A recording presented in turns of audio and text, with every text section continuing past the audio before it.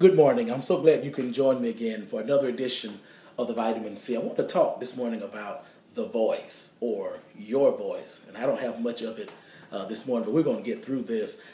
There in grade school, there's a poem that I used to read out there, and the school just loved it. It was by James Weldon Johnson. The title of that poem was called The Creation.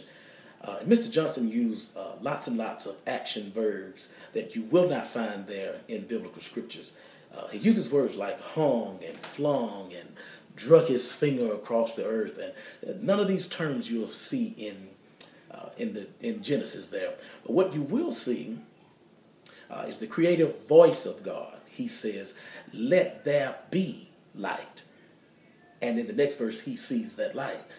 Let there be a firmament, and then he sees the firmament. Later on he says, "Let the earth bring forth." And later on he sees what the earth brought forth. And so there's a let be. There's the voice of God. He goes a little further. He says, "Let us make man in our own image and in our likeness." And so there are some character traits that we do share with God. One in particular that we no longer share. God is all one, not needing anything outside of himself to create. And so there are theologians who believe that Adam once was hermaphrodite, sharing both sexual organs, because he was like God, not needing anything outside of himself to create. And so one day he's naming the animals, and he notices each of them has a mate, and he says to God, "There was not found for me a suitable mate." And that's when the surgery begins, and God says, "I made you too much like me. I made you all one." And then that's when Eve comes on the scene. But there in Genesis, we see the creative voice of God. The creation has come forth because of his voice. Let's jump now to the New Testament there. We take notice to Jesus as he approaches a fig tree, hungered with his journey. He has an expectation to be fulfilled. And when he gets to this fig tree, he takes notice that it does not have what he desires. And there's a word that he says to the tree. He says, "After today, you will not provide fruit to any other man from this day forth."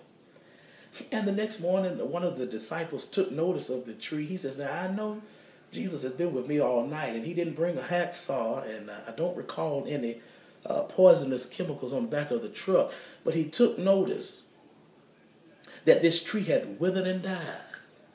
But what was it that caused this tree to wither and die? It was his voice. And so there's the creative voice of God. There's a destructive voice of God. And we share this character trait. Proverbs chapter 18, verse 21 says that the power of life and death is found right here in our tongue. And so we have the power to cut some things from our lives. We have the power to bring some things to our lives. I would suggest that when we use our voice, we want to make sure that we are in line with God's will. You know, as bad as I want $1 million, and I want $1 million really bad, I can't get up every morning and recite 52 times a day, "Money cometh." No, don't work like that. You know what makes money cometh? The 15th and the 31st. Get your 9 to 5.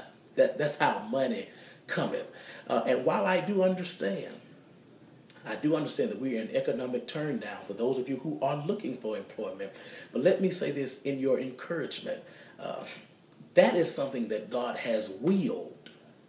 A man that doesn't work doesn't eat. There in Genesis, he says, "By the sweat of his brow, now man has to labor." So he has willed employment. Now, you may not have employment now, but understand that you get in the timing and the will of God. That's something with the power of your voice you can bring into fruition, because he's already willed that. For those of you that are looking for a spouse, again, that's something he has willed. It's not good for man to be alone. But so now you just have the question rather is, are you ready for the spouse, or is the spouse ready to you? So I want to make sure I don't elude you to that prosperity gospel. I don't want to do that. As a matter of fact, I think we should talk about the gospel. Maybe tomorrow we'll talk about what is the gospel. But your encouraging word today is this, that you don't need anybody to encourage you. While that's welcomed, you got the power to do that yourself. You don't need anybody to speak over your life. And while that's welcomed, you have the power to do that. It is the voice that is within you. The power of life and death is in you. God bless you. Sometimes you have to encourage yourself. Sometimes you have to speak victory during the test. And no matter how you feel, speak the word and you will be healed. Speak over yourself. Encourage yourself in the Lord. Sometimes you have to speak the word over yourself. Thank you, Lord. Depression is all around, but my God is a present help. Oh, the enemy created walls, but remember, giants, they do fall. Speak over yourself. Encourage yourself in the Lord. As I minister to you, oh, I minister to myself.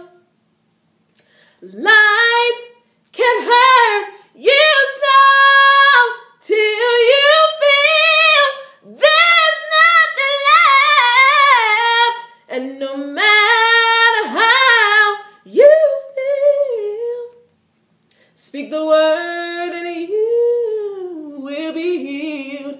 Speak over yourself. Encourage yourself in the Lord.